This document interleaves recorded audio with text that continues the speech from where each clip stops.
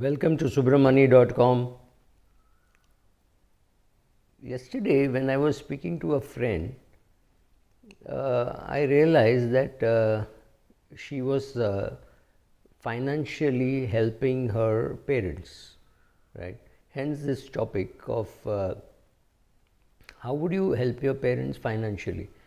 I'm assuming for a minute that your parents are reasonably active, not very old, but they don't have much income of their own, and therefore you're helping your parents, right? Safe assumption that, or maybe you lost your father long ago and your mother doesn't have any independent source of income, and you're helping her, or for whatever reasons you're helping. Now let us assume that you are sending them 15,000 rupees a month, right? This is an assumption, it could be anything, but for calculation purposes, I am assuming you are sending them 15,000 a month. Now, you have kept your money in mutual funds, bank fixed deposits, and where have you, and you are earning income from that apart from a 35 lakh rupee salary. Again, that's an assumption. Maybe it could be 50 lakhs for. Now, what you are doing is a little inefficient in the sense that you are already paying tax at a high rate. You are not yet at the highest rate, but it is a very high rate. Whereas, assuming for a minute that your parents do not have any other income and therefore you are helping them, it's fairly obvious that they don't pay much tax or do not pay any tax at all. So, instead of sending 15,000 a month, it makes far more sense for you to put an X amount, ideally 15 lakhs in your dad's account, 15 lakhs in your mother's account, and invest that in senior citizen savings scheme. Or you have a Varishta Bima Yojana from LIC. Both of these give returns in the region of 7%, slightly around 7.15, or I am not getting into too much into those details, it's available online. Now, what happens is the income comes to them directly. So, your mother, let's say she's got, you put 15 lakhs in her senior citizen account and she gets 7%. So, 7% is about a lakh of rupees, that is about 8,000. Now, you do the same thing with your father. So, what happens is you pay out 30 lakhs, yes, it looks very big.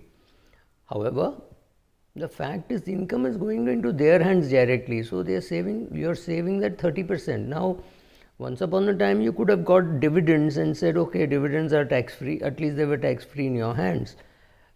However, it doesn't make sense today with dividends also being taxed at the full rate. So, does it make sense to take the income into your account and then give it to them, because you need the cash flow? Otherwise, I would have said put it into debt fund growth option. That is not going to work for you because you need the cash flow. You need a cash flow of 15,000 a month, that is approximately 2 lakhs a year. If you could have assumed 10% return, that is about 20 lakhs of capital. Since you can assume only 7% return or 6% return, that is more than 20 lakhs of capital, maybe more like 30 lakhs of capital, right? So, do this makes more sense. Okay, now what happens is, assuming you are the only child, it doesn't really matter because logically you would be the nominee. But however, if suppose there are 3 of you helping your parents and each one is sending 10,000 rupees, let's say, then what you have to do is give the same advice to your brother or sister, whoever else is supporting, and make sure that the investments are made in such a way that your father is first name, mother is second name, and you are the nominee. And in another case, let's say your brother is also giving a similar thing. In that, make your mother the first name, your father the second name, and him as the nominee, so that at least you know from where the money has been sourced. Why would in one you have your dad as a first name and why would you have your mother as the first name? Simply because you want the income to be split, right? So, you are now you take the case of 3 siblings, all 3 sending 10,000 a month. You have nicely split it this way, and therefore the income is coming to them. The advantage is when the income comes to them, it comes straight into their account. You do not have the monthly hassle of sending the 10,000 rupees, then you forget, then your somebody in your family reminds you, your son asks you, Dad, have you sent the money? Or your wife asks you, you get irritated, right? Or your mother calls and says, this month I want money in a little hurry, can you send it to me on the 3rd instead of the 7th, right? Just don't do this. You shift the income. Acha, you can't create that income straight away, doesn't matter. Ask them to do an RD, or ask them to do a SIP or SGP into a debt fund, so that 3 years later they can do a systematic withdrawal from the debt fund. So the other thing which you can do is ask your parents to give your parents money, ask them to put money in a debt fund, and ask them to do a systematic withdrawal plan. Then how much do you have to give?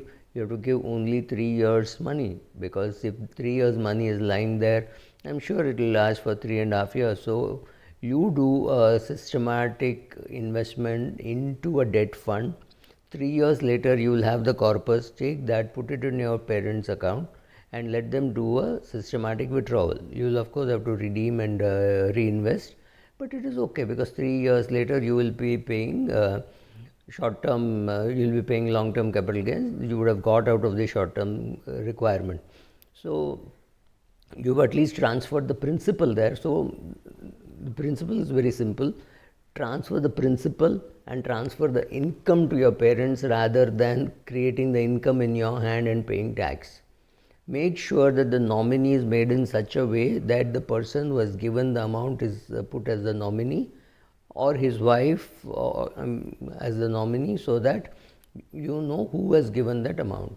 And in case you are very fussy, make sure that the will which they make, they will anyway have to make a will for the house. I am presuming that they are living in their own house and it is not one of the children's house. But if your parents own a property, make sure that you make a will, and the nominations are there. Make sure that the nominations are also mentioned in the will, or rather the assets like mutual funds or senior citizen savings scheme, where anyway there is a nominee, that is also mentioned in the will. That's just for an extra precaution. You don't really need it. Money moves, but if you are 2-3 siblings, you never know what could happen, and therefore mention it in the will also. This makes it far more sensible. Also, make sure that you automate all their expenses. That is the other thing you can do. You need not shift the income. You can make sure that you are making all the payments on their behalf. For example, their electricity bill, gas, telephone. If they go as a standing instruction from your credit card, it doesn't really matter, because you are going to incur all those expenses, so which means you need to pay them less. But I think the more sensible way is to transfer the capital to them and create the income in their account, and they meet the expenses. Then there is no monthly follow up or quarterly follow up or anything like that. So if you're putting into mutual funds, you can do some monthly withdrawals and some quarterly SWPs and some monthly SWPs. This will work better. Of course, up to 60 lakhs, you have senior citizen savings scheme and Varishta Yojana for pension from LIC. Those two first take the cake, which means 15, 15, 15, 15, that is about 60 lakhs. It's only beyond 60 lakhs that you have to wonder where to put, and that would be obviously a corporate bond fund kind of a thing, 2-3 year maturity, from which you let it remain there for 3-4 years. By the time the fund would have grown up 20% at least, and then do a SWP, or rather your dad does an SWP and you keep pumping money into that account whenever you can. It's as simple as that. Thank you.